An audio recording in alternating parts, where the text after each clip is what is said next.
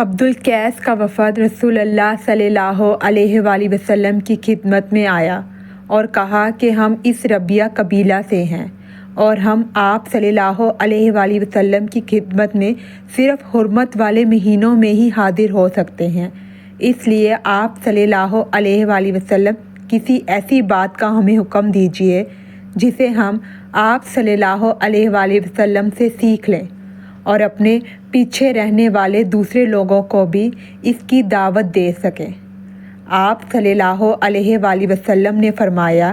کہ میں تمہیں 4 چیزوں کا حکم دیتا ہوں اور 4 چیزوں سے روکتا ہوں۔ پہلے اللہ پر ایمان لانے کا۔ پھر آپ صلی اللہ علیہ وآلہ وسلم نے اس کی تفصیل بیان فرمائی